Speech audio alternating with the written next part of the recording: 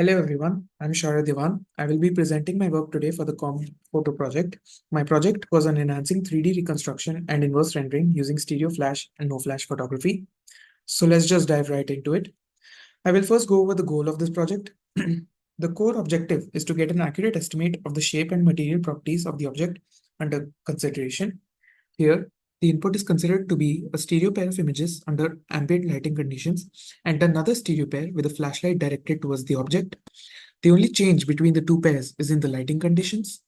The idea is to get an estimate of the normal map of the object and the albedo of the object.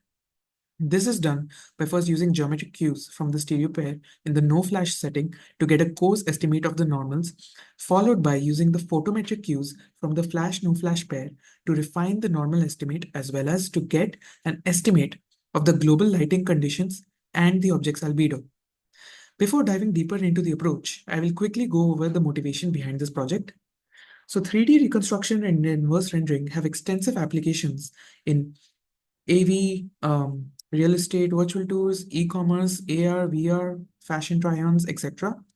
In all these settings, you need a good 3D reconstruction as well as control on the lighting conditions so that the user can get a better idea of whether the real estate listing or the item under consideration is a good fit, and they can play around with different lighting conditions to make sure it matches their fashion sense.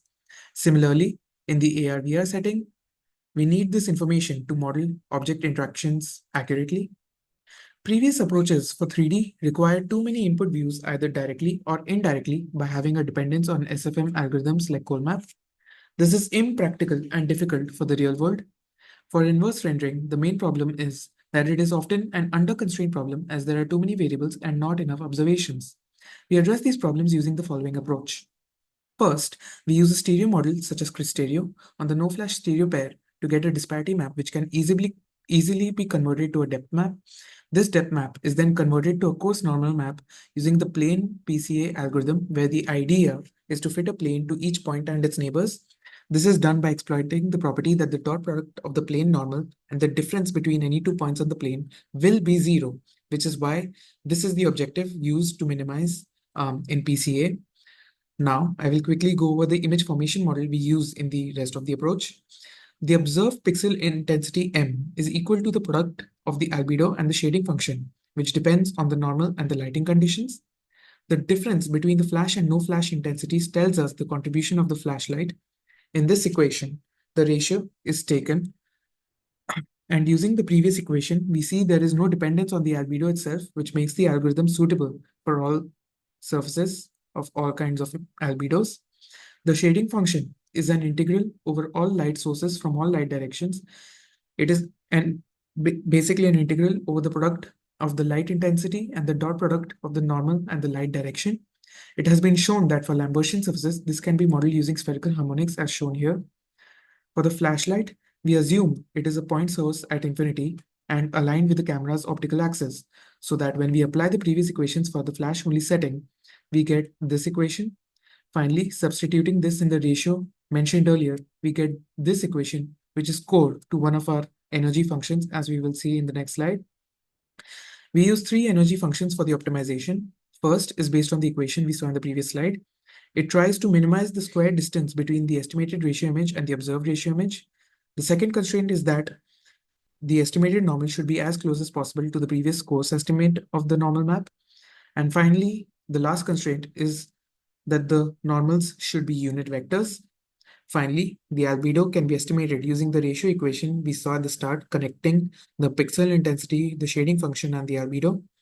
To handle cast shadows, we introduce a confidence term in the first energy function. The confidence is based on the idea that greater the ratio between the flash and no flash pair deviates from the mean ratio, the lesser confidence we have, as it is probable that those regions are distorted by some sort of shadows or even highlights. And in those regions, we use the coarse estimates for the normals instead of using the refined or optimized estimates. Now we'll go over some of the results from this project. So I tried this approach on some data from the paper that it is based on, as well as on some of my own data that I collected manually. So as you can see, we get very good normal and albedo estimates just from the RGB stereo pairs under the flash and no flash setting. Again, here you see a sort of cushion for which again we get very good estimates.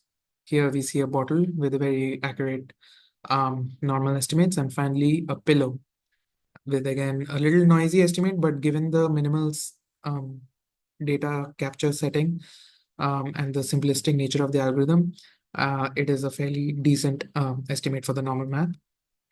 Now we'll go over some discussion for future work. So I mainly see two directions that would be interesting to explore for this work. Firstly, is to extend this to non-Lambert objects. And this will require better handling of not only shadows, but also highlighting highlight issues and specularity issues that might creep in. And as mentioned earlier, it might be better to use more robust methods for handling shadows. For example, we might use some sort of pre-processing algorithm to remove shadows partially and so that the algorithm can do better. Thank you for listening.